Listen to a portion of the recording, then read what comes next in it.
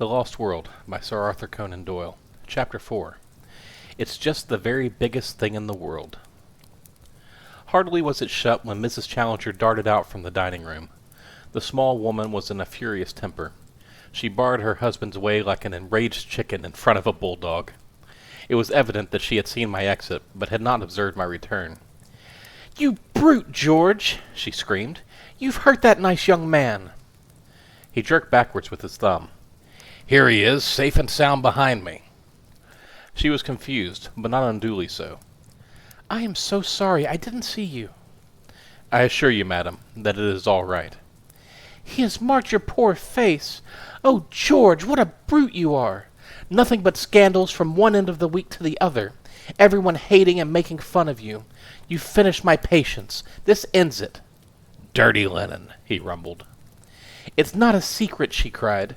"Do you suppose that the whole street, the whole of London for that matter— Get away, Austin, we don't want you here. Do you suppose they don't all talk about you? Where is your dignity? You, a man who should have been Regius Professor at a great university with 1,000 students all revering you. Where is your dignity, George?" "How about yours, my dear?" "You try me too much. A ruffian. A common, brawling ruffian. That's what you have become." "Be good, Jessie." "A roaring, raging bully." "That's done it! Stool of penance," said he. To my amazement, he stooped, picked her up, and placed her sitting upon a high pedestal of black marble in the angle of the hall. It was at least 7 feet high, and so thin that she could not hardly balance upon it. A more absurd object than she presented, cocked up there with her face convulsed with anger, her feet dangling, and her body rigid for fear of an upset, I could not imagine. "Let me down!" she wailed. "Say please." "You brute, George! Let me down this instant!" "Come into the study, Mr. Malone." "Really, sir," said I, looking at the lady. "Here's Mr. Malone pleading for you, Jessie. Say please, and down you come." "Oh, you brute! Please! Please!" He took her down as if she had been a canary. "You must behave yourself, dear. Mr. Malone is a pressman. He will have it all in his rag tomorrow, and sell an extra dozen among our neighbors. Strange story of high life. You felt fairly high on the pedestal, did you not? Then a subtitle, Glimpse of a Singular Menage. He's a foul feeder, is Mr. Malone, a carrion eater, like all of his kind. Porcus ex grege diaboli, a swine from the devil's herd. That's it, Malone, what?" "You are really intolerable," said I, hotly. He bellowed with laughter. "We shall have a coalition presently," he boomed, looking from his wife to me and puffing out his enormous chest. Then, suddenly altering his tone, "Excuse this frivolous family badinage, Mr. Malone. I called you back for some more serious purpose than to mix you up with our little domestic pleasantries. Run away, little woman, and don't fret." He placed a huge hand upon each of her shoulders. "All that you say is perfectly true. I should be a better man if I did what you advise, but I shouldn't be quite George Edward Challenger. There are plenty of better men, my dear, but only one GEC, so make the best of him." He suddenly gave her a resounding kiss, which embarrassed me even more than his violence had done. "Now, Mr. Malone," he continued, with a great accession of dignity, "this way, if you please." We re-entered the room which we had left so tumultuously 10 minutes before. The professor closed the door carefully behind us, motioned me into an armchair, and pushed the cigar box under my nose. "Real San Juan, Colorado," he said. "Excitable people like you are the better for narcotics. Heavens, don't bite it. Cut, and cut with reverence. Now lean back and listen attentively to whatever I may care to say to you. If any remark should occur to you, you can reserve it for some more opportune time." I shouldn't have picked this voice for him. "First of all, as to your return to my house after your most justifiable expulsion." He protruded his beard, and stared at me as one who challenges and invites contradiction. "After, as I say, your well-merited expulsion. The reason lay in your answer to that most officious policeman, in which I seemed to discern some glimmering of good feeling upon your part. More, at any rate, than I am accustomed to associate with your profession. In admitting that the fault of the incident lay with you, You gave some evidence of a certain mental detachment and breadth of view which attracted my favorable notice. The subspecies of the human race to which you unfortunately belong has always been below my mental horizon. Your words brought you suddenly above it. You swam up into my serious notice. For this reason I asked you to return with me, as I was minded to make your further acquaintance. You will kindly deposit your ash in the small Japanese tray on the bamboo table which stands at your left elbow. All this he boomed forth like a professor addressing his class. He had swung round his revolving chair so as to face me, and he sat all puffed out like an enormous bullfrog, his head laid back and his eyes half covered by supercilious lids. Now he suddenly turned himself sideways, and all I could see of him was tangled hair with a red, protruding ear. He was scratching about among the litter of papers upon his desk. He faced me presently with what looked like a very tattered sketchbook in his hand. "I am going to talk to you about South America," said he. "No comments, if you please. First of all, I wish you to understand that nothing I tell you now is to be repeated in any public way unless you have my express permission. That permission will, in all human probability, never be given. Is that clear?" "It is very hard," said I. "Surely a judicious account—" He replaced the notebook upon the table.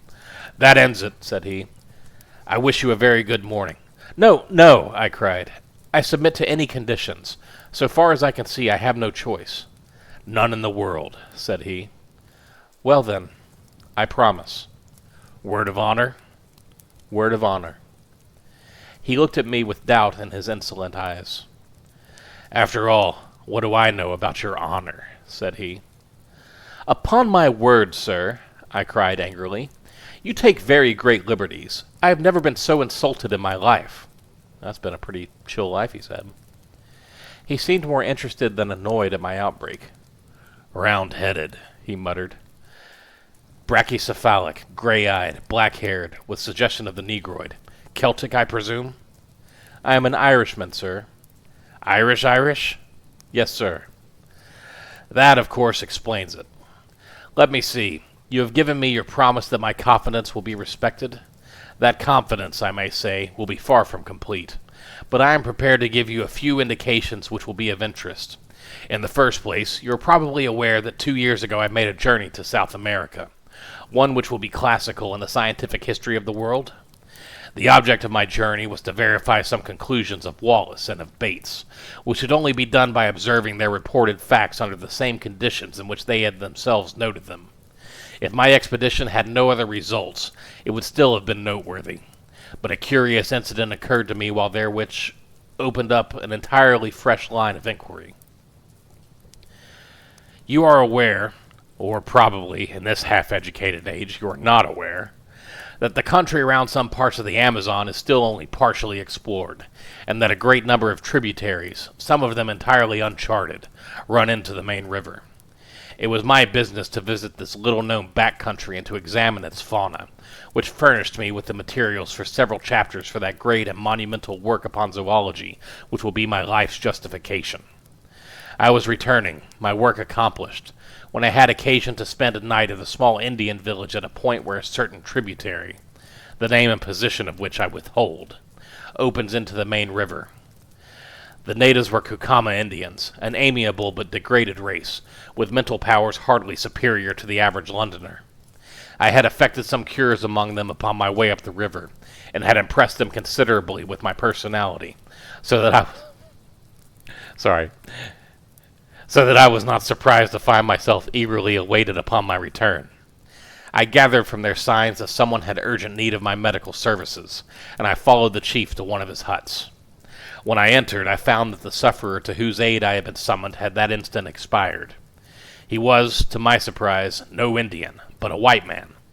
Indeed, I may say a very white man, for he was flaxen-haired and had some characteristics of an albino. He was clad in rags, was very emaciated, and bore every trace of prolonged hardship. So far as I could understand the account of the natives, he was a complete stranger to them, and had come upon their village through the woods alone and in the last stage of exhaustion. The man's knapsack lay beside the couch, and I examined the contents. His name was written upon a tab within it. Maple White, Lake Avenue, Detroit, Michigan. It is a name to which I am prepared always to lift my hat. It is not too much to say that it will rank level with my own when the final credit of this business comes to be apportioned.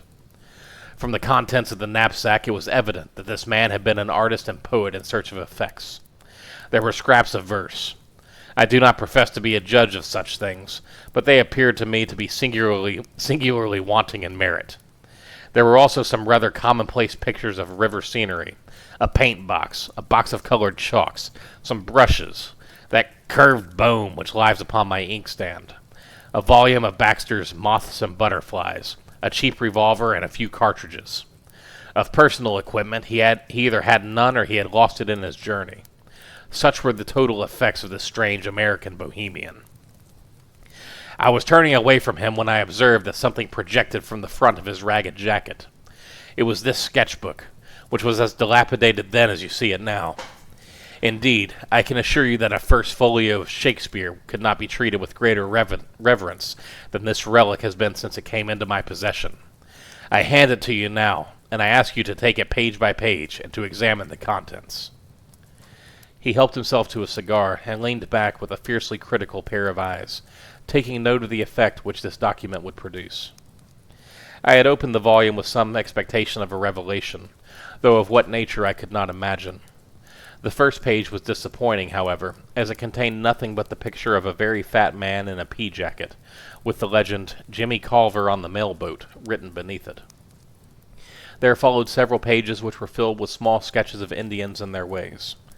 Then came a picture of a cheerful and corpulent ecclesiastic in a shovel hat, sitting opposite a very thin European, and the inscription, "Lunch with Fra Cristofero at Rosario." Studies of women and babies accounted for several more pages, and then there was an unbroken series of animal drawings with such explanations as manatee upon sandbank, turtles and their eggs, black agouti under a myrti palm, the matter disclosing some sort of pig-like animal. And finally came a double page of studies of long-snouted and very unpleasant saurians. I could make nothing of it, and said so to the professor. "Surely these are only crocodiles?" "Alligators! Alligators! There is hardly such a thing as a true crocodile in South America. The distinction between them—" "I meant that I could see nothing unusual, nothing to justify what you have said."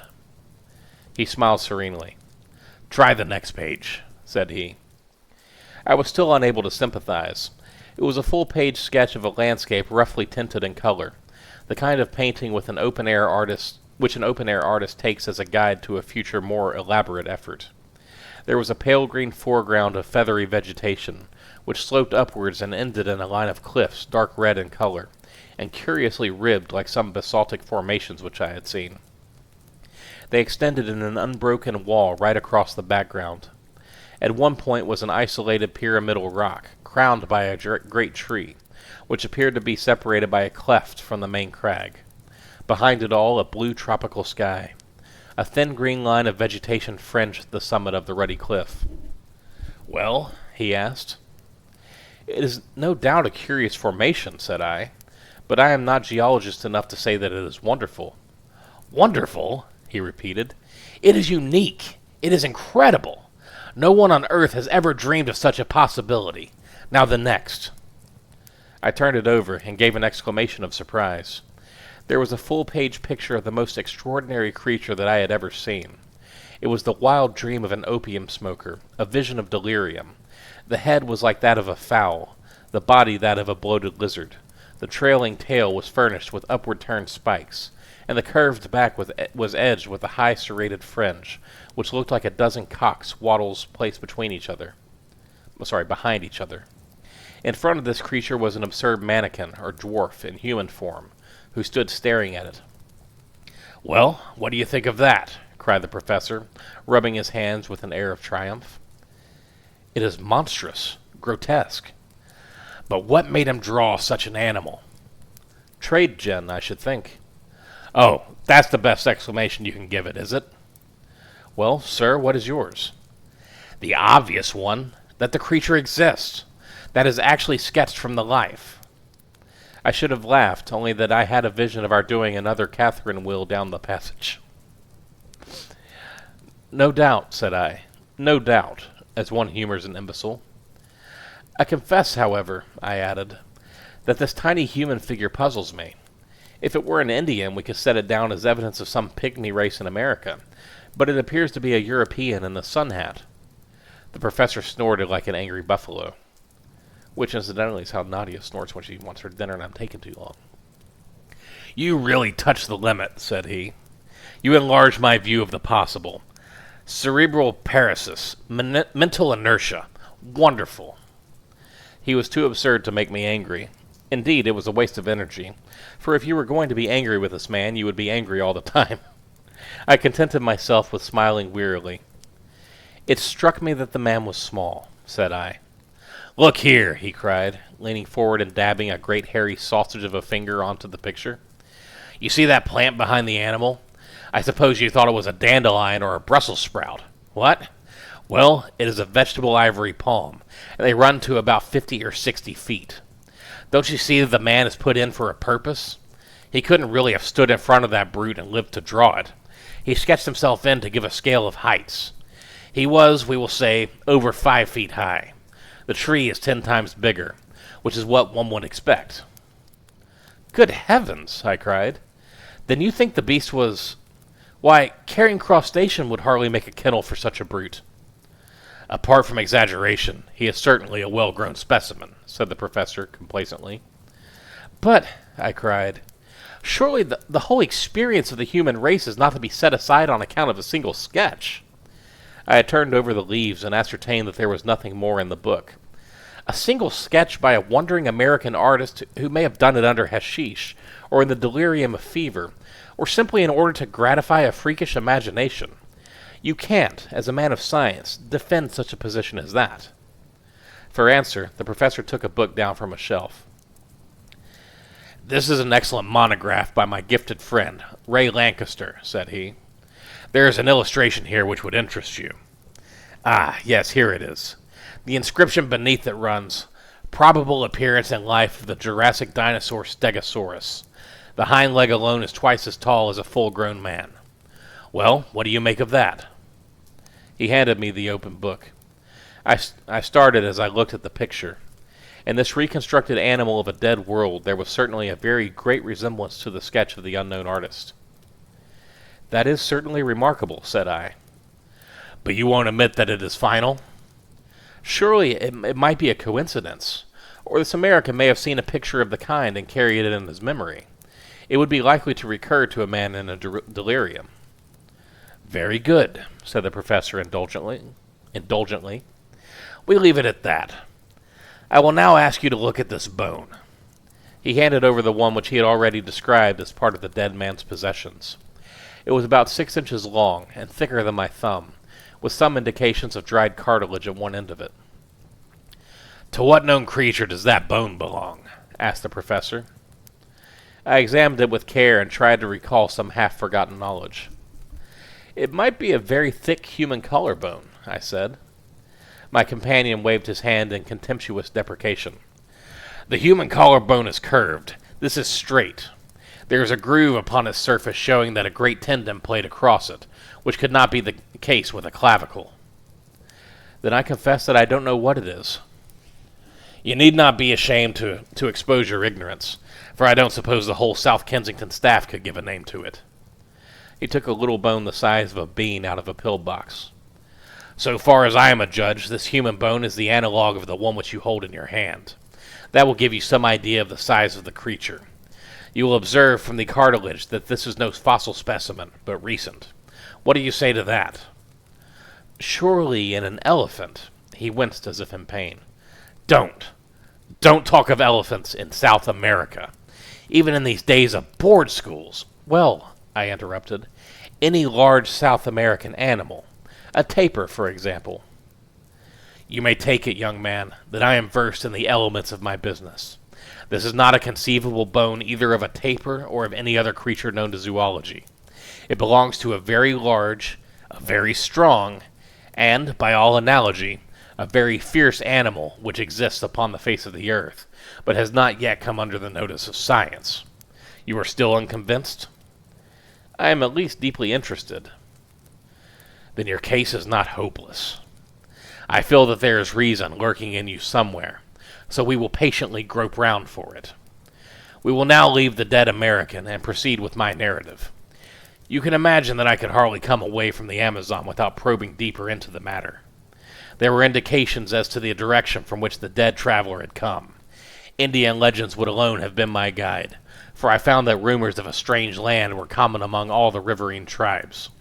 You have heard, no doubt, of Kurupuri? Never.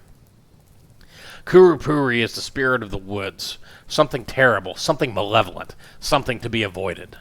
None can describe its shape or nature, but it is a word of terror along the Amazon. Now all tribes agree as to the direction in which Kurupuri lives. It was the same direction from which the American had come. Something terrible lay that way. It was my business to find out what it was. What did you do? My flippancy was all gone. This massive man compelled one's attention and respect. I overcame the extreme reluctance of the natives, a reluctance which extends even to talk upon the subject, and by judicious persuasion and gifts, aided, I will admit, by some threats of coercion, I got 2 of them to act as guides. After many adventures which I need not describe, and after traveling a distance which I will not mention, in a direction which I withhold, we came at last to a tract of country which has never been described, nor, indeed, visited, save by my unfortunate predecessor. Would you kindly look at this? He handed me a photograph, half-plate size. The unsatisfactory appearance of it is due to the fact, said he, that on descending the river the boat was upset, and the case which contained the undeveloped films was broken, with disastrous results. Nearly all of them were totally ruined, an irreparable loss. This is one of the few which partially escaped. This explanation of deficiencies or abnormalities you will kindly accept. There was talk of faking. I am not in a mood to argue such a point. The photograph was certainly very off-colored. An unkind critic might easily have misinterpreted that dim surface.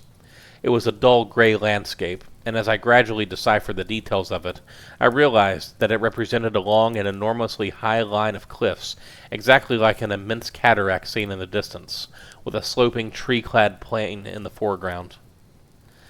I believe it is the same place as the painted picture, said I. It is the same place, the professor answered. I found traces of the fellow's camp. Now look at this. It was a nearer view of the same scene, though the photograph was extremely defective. I could distinctly see the isolated, tree-crowned pinnacle of rock which was detached from the crag. I have no doubt of it at all, said I. Well, that is something gained, said he. We progress, do we not? Now, will you please look at the top of that rocky pinnacle? Do you observe something there? An enormous tree.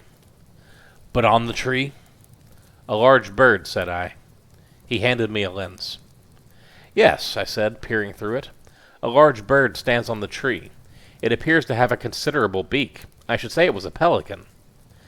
I cannot congratulate you upon your eyesight, said the professor. It is not a pelican, nor indeed is it a bird. It may interest you to know that I succeeded in shooting that particular specimen. It was the only absolute proof of my experiences which I was able to bring away with me. Just fucking killed a dinosaur. You have it, then? Here, at last, was tangible corroboration. I had it. It was unfortunately lost with so much else in the same boat accident which ruined my photographs. I clutched at it as it disappeared in the swirl of the rapids, and part of its wing was left in my hand. I was insensible when washed ashore, but the miserable remnant of my superb specimen was still intact. I now lay it before you. From a drawer he produced what seemed to me to be the upper portion of the wing of a large bat. It was at least 2 feet in length, a curved bone, with a membranous veil beneath it. A monstrous bat, I suggested. Nothing of that sort, said the professor severely. Living, as I do, in an educated and scientific atmosphere, I could not have conceived that the first principles of zoology were so little known. It is possible that you do not know the elementary fact in comparative anatomy, that the wing of a bird is really the forearm, while the wing of a bat consists of 3 elongated fingers with membranes between. Now, in this case, the bone is certainly not the forearm, and you can see for yourself that this is a single membrane hanging upon a single bone, and therefore it cannot belong to a bat. But if it is neither bird nor bat, what is it? My small stock of knowledge was exhausted. I really do not know, said I. He opened the standard work to which he had already referred me. Here, said he, pointing to the picture of an extraordinary flying monster, is an excellent reproduction of the Dimorphodon, or pterodactyl, a flying reptile of the Jurassic period. On the next page is a diagram of the mechanism of its wing. Kindly compare it with the specimen in your hand. A wave of amazement passed over me as I looked. I was convinced. There could be no getting away from it. The cumulative proof was overwhelming. The sketch, the photographs, the narrative, and now the actual specimen. The evidence was complete. I said so. I said so warmly, for I felt that the professor was an ill-used man. He leaned back in his chair with drooping eyelids and a tolerant smile, basking in the sudden gleam of sunshine. It's just the very biggest thing that I ever heard of, said I, though it was my journalistic rather than my scientific enthusiasm that was roused. It is colossal. You are a Columbus of science who has discovered a lost world. I'm awfully sorry if I seemed to doubt you. It was all so unthinkable. But I understand evidence when I see it, and this should be good enough for anyone. The professor purred with satisfaction. And then, sir, what did you do next? It was the wet season, Mr. Malone, and my stores were exhausted. I explored some portion of this huge cliff, but I was unable to find any way to scale it. The pyramidal rock upon which I saw and shot the pterodactyl was more accessible. Being something of a cragsman, I did manage to get halfway to the top of that. From that height I had a better idea of the plateau upon the top of the crags. It appeared to be very large. Neither to east nor to west could I see any end to the vista of green-capped cliffs. Below, it is a swampy, jungly region, full of snakes, insects, and fever. It is a natural protection to this singular country. Did you see any other trace of life? No, sir, I did not. But during the week that we lay encamped at the base of the cliff, we heard some very strange noises from above. But the creature that the American drew, how do you account for that? We can only suppose that he must have made his way to the summit and seen it there. We know, therefore, that there is a way up. We know equally that it must be a very difficult one, otherwise the creatures would have come down and overrun the surrounding country. Surely that is clear? But how did they come to be there? I do not think that the problem is a very obscure one, said the professor. There can only be one explanation. South America is, as you may have heard, a granite continent. At this single point in the interior there has been, in some far distant age, a great, sudden volcanic upheaval. These cliffs, I may remark, are basaltic, and therefore plutonic. An area, as large perhaps as Sussex, has been lifted up en bloc with all its living contents, and cut off by perpendicular precipices of a hardness which defies erosion from all the rest of the continent. What is the result? Why, the ordinary laws of nature are suspended. The various checks which influence the struggle for existence in the world at large are all neutralized or altered. Creatures survive which would otherwise disappear. You will observe that both the pterodactyl and the stegosaurus are Jurassic, and therefore of a great age in the order of life. They have been artificially conserved by those strange accidental conditions. But surely your evidence is conclusive. You have only to lay it before the proper authorities. So in my simplicity, I had imagined, said the professor bitterly. I can only tell you that it was not so, that I was met at every turn by incredulity, born partly of stupidity and partly of jealousy. It is not my nature, sir, to cringe to any man, or to seek to prove a fact if my word has been doubted. After the first, I have not condescended to show such corroborative proofs as I possess. The subject became hateful to me. I would not speak of it. When men like yourself, who represent the foolish curiosity of the public, came to disturb my privacy, I was unable to meet them with dignified reserve. By nature I am, I admit, somewhat fiery. In utter provocation I am inclined to be violent. I fear you may have remarked it. I nursed my eye and was silent. My wife has frequently remonstrated with me upon the subject, and yet I fancy that any man of honor should feel the same. Tonight, however, I propose to give an extreme example of the control of the will over the emotions. I invite you to be present at the exhibition." He handed me a card from his desk. "You will perceive that Mr. Percival Waldron, a naturalist of some popular repute, is announced to lecture at 8:30 at the Zoological Institute's hall upon the record of the ages. I have been specially invited to be present upon the platform, and to move a vote of thanks to the lecturer. While doing so, I shall make it my business, with infinite tact and delicacy, to throw out a few remarks which may arouse the interest of the audience, and cause some of them to desire to go more deeply into the matter. Nothing contentious, you understand, but only an indication that there are greater deeps beyond. I shall hold myself strongly in leash, and see whether by this self-restraint I attain a more favorable result." He's going to get tossed out. "And I may come?" I asked eagerly. "Why, surely," he answered cordially. He had an enormously massive genial manner, which was almost as overpowering as his violence. His smile of benevolence was a wonderful thing, when his cheeks would suddenly bunch into two red apples, between his half-closed eyes and his great black beard. "By all means, come. It will be a comfort to me to know that I have one ally in the hall, however inefficient and ignorant of the subject he may be. I fancy there will be a large audience, for Waldron, though an absolute charlatan, has a considerable popular following. Now, Mr. Malone, I have given you rather more of my time than I had intended. The individual must not monopolize what is meant for the world. I shall be pleased to see you at the lecture tonight. In the meantime, you will understand that no public use is to be made of any of the material that I have given you." "But, Mr. McArdle, my news editor, you know, will want to know what I have done." "Tell him what you like. You can say, among other things, that if he sends anyone else to intrude upon me, I shall call upon him with a riding whip. But I leave it to you that nothing of all this appears in print. Very good. Then the Zoological Institute's hall at 8:30 tonight." I had a last impression of red cheeks, blue rippling beard, and intolerant eyes as he waved me out of the room. And that is the end of Chapter 4.